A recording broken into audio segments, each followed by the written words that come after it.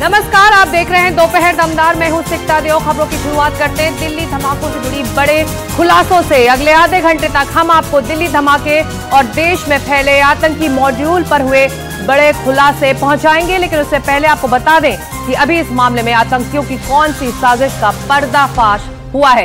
पहले आपको इस बारे में बता देते हैं, फिर विस्तार से इन खबरों पर अपने संवाददाताओं से बात भी करेंगे। तो देश में बड़ी साजिश का पर्दाफाश हुआ है।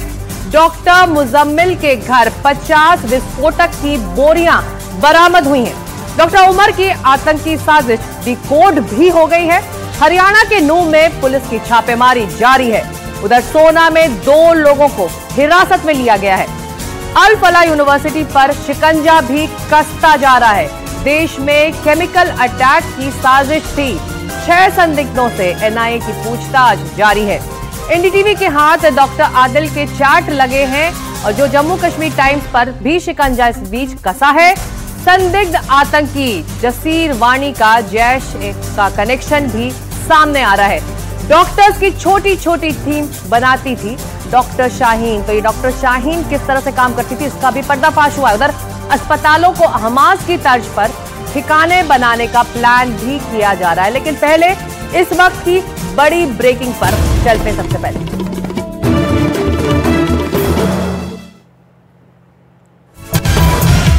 तो अल फलाह यूनिवर्सिटी के 2 डॉक्टरों ने एनआईए पूछताछ कर रही है इनसे, और उनके नाम है जुनैद यूसुफ और डॉक्टर नासिर रशीद। धौज गांव के शब्बीर के यहाँ एजेंसियों की रेड पड़ी। घर के ग्राइंडर्स भी जब्त किए गए हैं। पूछताछ इस वक्त जारी है। तो इस वक्त की ये बड़ी खबर है। अल फलाह यूनिवर्सिटी के 2 और डॉक्टरों से एनआईए की टीम पूछताछ इस वक्त कर रही है। इनके नाम है डॉक्टर जुनैद यूसुफ और डॉक्टर नासिर रशीद। धौज गांव में शब्बीर के यहाँ पर एजेंसियों की रेड हुई। घर से ग्राइंडर्स जब्त है। पूछताछ जारी है। चलते हैं सीधे हमारे सहयोगी मुकेश सिंह सेंगर के पास। मुकेश, 2 और नाम अब सामने आ रहे हैं। इनकी पृष्ठभूमि के बारे में अभी और क्या जानकारी? देखिए, बिल्कुल सिकता जो एनआईए है वो तमाम एंगल्स पर तमाम अलग अलग जो टीमें एनआईए की है वो जांच कर रही हैं। और इसी सिलसिले में जो एनआईए है उसने अल फलाह यूनिवर्सिटी के 2 डॉक्टरों को डिटेन किया है, जिसमें डॉक्टर नासिर राशिद हैं और डॉक्टर यूसुफ हैं। ये दोनों अल फलाह यूनिवर्सिटी में डॉक्टर हैं जिनको डिटेन किया गया है। और जानकारी मिली है कि ये जो उमर, मुजम्मिल और डॉक्टर शाहिना जो कि अल फलाह यूनिवर्सिटी के डॉक्टर हैं, जो पहले से गिरफ्तार हैं, ये दोनों डॉक्टर लगातार इनके संपर्क में थे। इसीलिए एनआईए इनसे पूछताछ कर रही है। वहीं जांच एजेंसी ने धौज गांव, जहां से बड़ी मात्रा में विस्फोटक बरामद हुआ था, उस गांव में शब्बीर नाम के शख्स को डिटेन किया है। उसके घर से ग्राइंडर भी जब्त किया गया है। हालांकि अभी ये साफ नहीं है कि ग्राइंडर का क्या यूज था, लेकिन उसके घर से एक ग्राइंडर भी जब्त किया गया है। तो एनआईए मल्टीपल लोकेशन पर लगातार छापेमारी कर रही है और अलग अलग जगहों से जो संदिग्ध हैं या जिन पर शक है उनको डिटेन किया जा रहा है। वहीं जो 6 आतंकी जो पहले गिरफ्तार हुए थे, जिसमें आमिर है, इसके अलावा जासिर है, डॉक्टर शाहिना है, मुजम्मिल है, डॉक्टर आदिल है, इन तमाम लोगों से लगातार एजेंसी एनआईए मुख्यालय में पूछताछ कर रही है। पूरी कॉन्स्पिरेसी क्या है, किस तरह से पूरी साजिश को अंजाम दिया गया और कैसे जैश के मॉड्यूल ने इन लोगों को जोड़ा, इसको लेकर लगातार पूछताछ चल रही है। बिल्कुल, इस वक्त ये बड़ी खबर है। जैसा कि मुकेश बता रहे हैं, एनआईए की टीम ने 2 डॉक्टरों से पूछताछ शुरू की है। इस पर हमारी नजर है। मुकेश, आप हमारे साथ बने रहिए। अगली बड़ी ब्रेकिंग न्यूज, आतंकी मॉड्यूल को लेकर बड़ा खुलासा हुआ है। अस्पतालों को हथियार बनाने की थी साजिश। हमास की तर्ज पर ठिकाना बनाने का था ये पूरा प्लान। एनआईए की जांच के दौरान ये सभी खुलासे हो रहे हैं। बारामूला, अनंतनाग, बड़गाम में साजिश रची जा रही थी और निशाना वहां बनाया जा रहा था। अस्पतालों को हथियार भंडारण या कि एक स्टोरेज की तरह इस्तेमाल करने का प्लान था और केंद्रों में बदलने की कोशिश भी थी। हमास ने अस्पताल के नीचे बनाए थे ठिकाने और अस्पताल के नीचे से आतंकी साजिश को देते थे अंजाम। हथियार और विस्फोटक अस्पताल के अंदर छुपाने का भी प्लान चल रहा था। हमास गाजा के अस्पतालों में हथियार जमा किया करता था। मुकेश के पास लौटते सीधे, हमास की तर्ज पर ये पूरी प्लानिंग, पूरी योजना लग रही है। मुकेश, देखिए, बिल्कुल ये एनडीटीवी ने सबसे पहले दर्शकों को बताया था कि जो आतंकी हैं वो हमास की तर्ज पर हमला करने की तैयारी कर रहे थे, क्योंकि जासिर जो पकड़ा गया है वो ड्रोन को मॉडिफाई करने में और रॉकेट लॉन्चर को बनाने में की तैयारी कर रहा था। और जिस तरह से जो हमास है वो सिविल जो इंफ्रास्ट्रक्चर होता है, जिसमें अस्पताल है, स्कूल है या जो रिहायशी इलाके हैं, वहां पर वो लोग छिपते हैं, वहां पर अपने हथियार छुपाते हैं।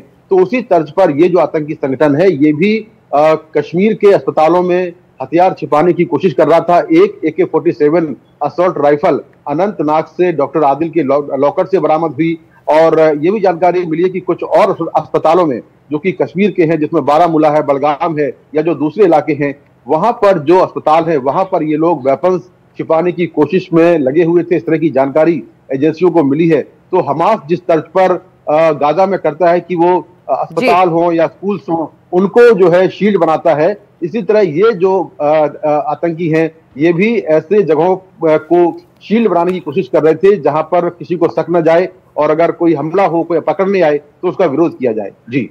जी, आप नजर रखें, लौटेंगे आपके पास। फिलहाल अपडेट के लिए शुक्रिया मुकेश। तो NI की टीम अल-फलाह यूनिवर्सिटी के 2 और डॉक्टरों से इस वक्त पूछताछ कर रही है और NDTV के हाथ जो जानकारी लगी है उससे ये साबित होता है कि किस तरह हमास स्टाइल से पूरी साजिश रची जा रही थी और इसको लेकर तमाम बरामदगी भी हो रही है। अस्पतालों को किस तरह से एक तरह से इस साजिश का केंद्र बनाया जा रहा था, जिस तरह से हमास पूरी कार्रवाई करता है अस्पतालों को एक सेंटर बना के, कुछ उसी तरह की प्लानिंग इन डॉक्टरों की।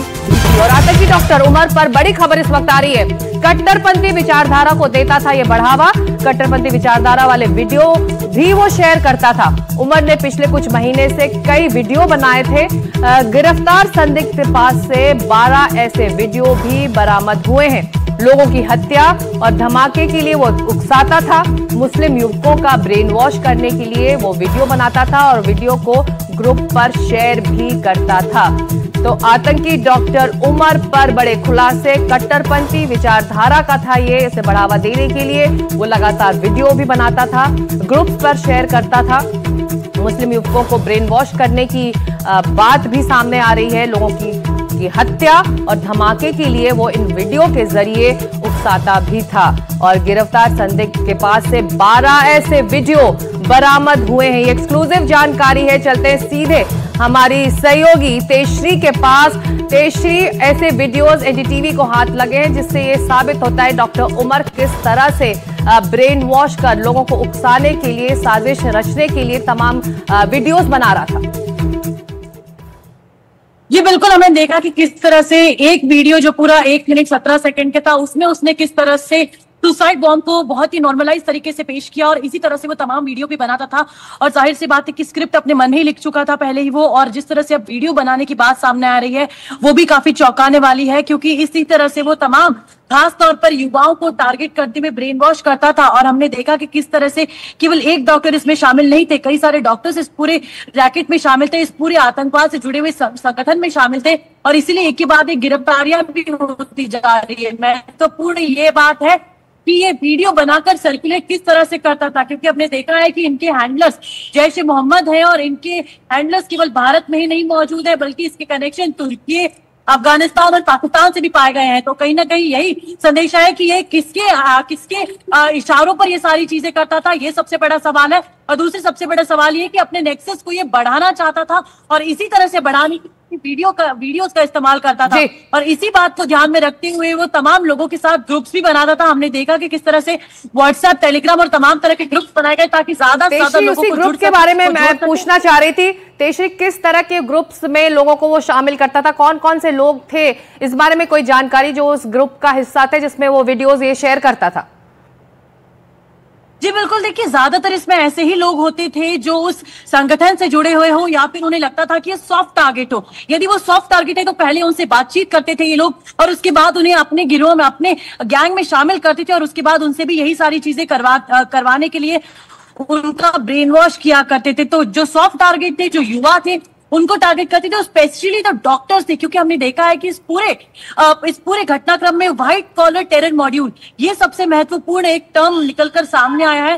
तो इस पूरे घटनाक्रम में जो पढ़े लिखे एजुकेटेड डॉक्टर्स हैं उनको टारगेट करते थे ताकि उनके साथ उन पर पहली बात कोई डाउट भी ना कर सके, उन पर पहले जैसे हम देखें कि उन पर संदेह भी ना हो सके, इसलिए भी उन पर टारगेट किया जाता था। और साथ ही साथ ऐसे लोगों को जो आसानी से जिनका ब्रेन वॉश किया जा सके, जो कट्टरपंथ की तरफ मुड़ सके, उन पर टारगेट किया जाता था।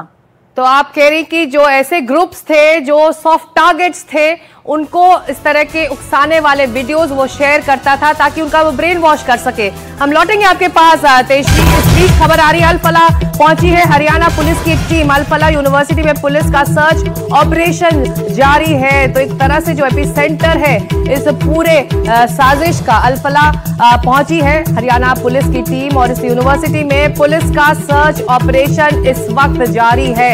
आप ये तस्वीरें देख रहे हैं Al Falah school of medical sciences and research centre की, जहां पर हरियाणा पुलिस की अब एक टीम पहुंची हुई है और उसका सर्च ऑपरेशन इस वक्त किया जा रहा है। लगातार एनडीटीवी के पास ये एक्सक्लूसिव जानकारियां इससे जुड़ी आ रही हैं। किस तरह से आतंक का जाल फैला हुआ था, किस गहराई से साजिश रची जा रही थी, चाहे वो व्हाट्सएप के जरिए उकसाने वाले वीडियो शेयर करना हो, चाहे वो हमास स्टाइल में तमाम साजिश रचना हो।